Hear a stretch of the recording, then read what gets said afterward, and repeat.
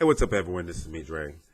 Now, I made a video about Jesse Williams' speech at the BET Awards. It talked about how white America was outraged because you have a black person talking about their experiences as being black, as well as the institution of racism.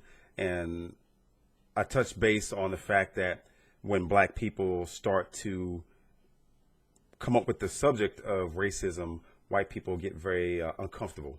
Now, with Jesse Williams, part of his speech really rang true, and there was a recent event, which is what I want to talk about, and this is based with Alton Sterling. In Jesse Williams' speech, he said, now what we've been doing is looking at the data, and we know that the police somehow manage to de-escalate, disarm, and not kill white people every day. And white people all of a sudden think that this is an attack against the police department. Well, let's fast forward to July 6th. 37-year-old Alton Sterling was at a thrift mart outside selling CDs. Apparently, at least the way it was said, is that the police were responding to a call that Sterling was waving a gun at someone, which the store owner did not corroborate. He said that Sterling came in, he was joking with people on the outside, got something to drink, went back outside to sell his CDs. Everything was A-okay.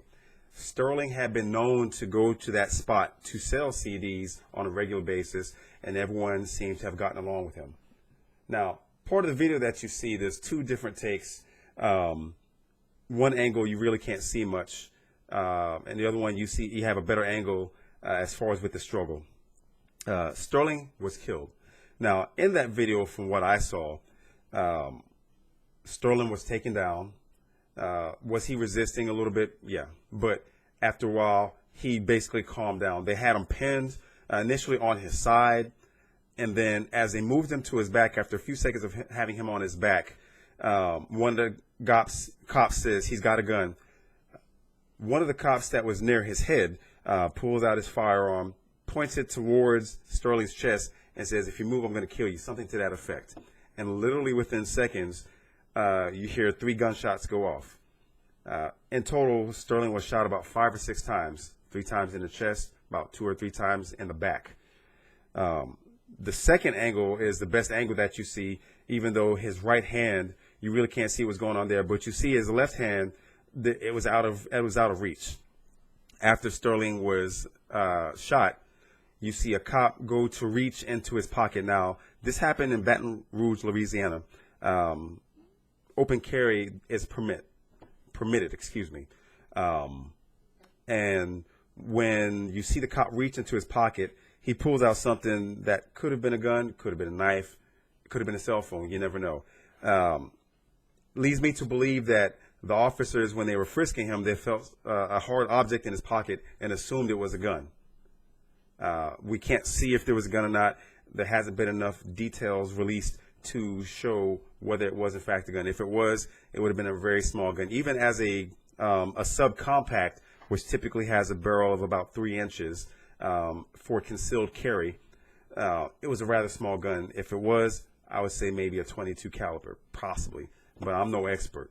At the end of the day, Jesse Williams' words speak true, because I saw another video where a white guy was at a different part of America, confronted by 2 cops. This guy has a hatchet. The police hit him with a stun gun at least 4 or 5 times. The guy doesn't go down. This guy is brandishing a hatchet, could pose a threat. And you see this guy kind of run off. The video ends with the cops just kind of walking towards him, trying to just pursue him. But this is the example.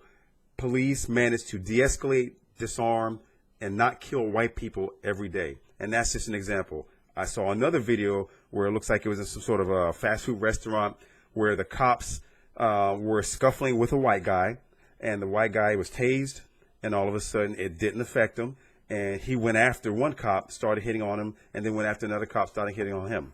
Were shots fired? No. Did the cops team up on this guy to take him down? No. White America, at least from some of the forums, it's always easy for white America to say, well, he should have complied. He shouldn't have carried a gun. It's a fucking open carry state. They're permitted to carry a gun. It's so convenient that also the cops had body cams, but both of them conveniently stopped working. So whatever the case is, because it's not a lot of details, and of course, white people are going to say, well, what happened at the very beginning? It doesn't fucking matter what happened at the beginning. In the end, you know that another black man is killed for fucking selling CDs. Like Eric Garner supposedly selling cigarettes and put into a chokehold. And you know what's fucked up about that? As I told many people, a white cop put him into an illegal chokehold. Eric Garner died. But guess who got fired? The fucking black cop. The senior officer who arrived on the scene after Eric Garner was already dead. So now with Alton Sterling, you have two cops that are put on administrative leave, which means that before too long, there's going to be some sort of inquiry with internal affairs. And then all of a sudden, these guys are going to be either put on desk duty or they're going to be put back on the beat. But again, white people are quick to say he should have complied. White people are also pissed off at Jesse Williams' words about him saying police are somehow managed to de-escalate, disarm, and not kill white people. Does it happen? Yes. Zachary Hammond, he was killed by the cops. He tried to flee the cops. Cops accused him of trying to run him down. They killed him. For all the bullshit All Lives Matter movement individuals, they didn't have shit to say. But when Black Lives Matter speaks out against police brutality, this is the shit that we're talking about. There's no retaliation or call to retaliation to kill cops. Anyone that calls to kill cops, the shit is wrong. I'm certainly not going to call for it. I'm not going to say that all cops are bad. But what I am saying is that if there are good cops out there, why the fuck are you not speaking out against the cops that are doing wrong? You've already seen one radio personality get after police during an interview because he was asking him a simple question and the cop refused to answer. And it's true. If you are in law enforcement, it's not for us to say that all cops are bad. But if you're a good cop, why the fuck aren't you stepping up and decrying this? So now you have another instance of another black man killed by the police. You have a grieving family. So it's not so much about he should not have resisted. He should have complied. The cops shouldn't have been so trigger happy. This is the kind of shit that's happening to black people. But all of a sudden, white people want to be all pissed off simply because a celebrity who happens to be biracial but identifies as black speaks up for the black community. It's like President Obama. No sitting president prior to President Obama has spoken out against police brutality. George Bush Sr. certainly did when Rodney King got his ass kicked. All he did was put martial law into effect because of the riots that were happening. But he didn't decry the actions of those cops.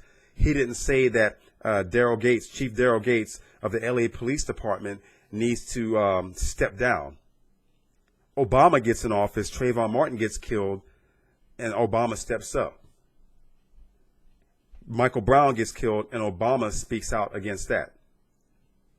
And all of a sudden, race relations are all of a sudden at a height, or heightened simply because we have a black president.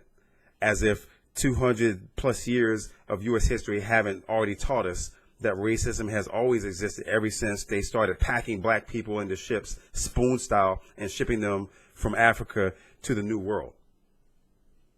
So for white people who want to get pissed off about the actions and the words of a celebrity who's speaking out against police brutality, kiss my ass.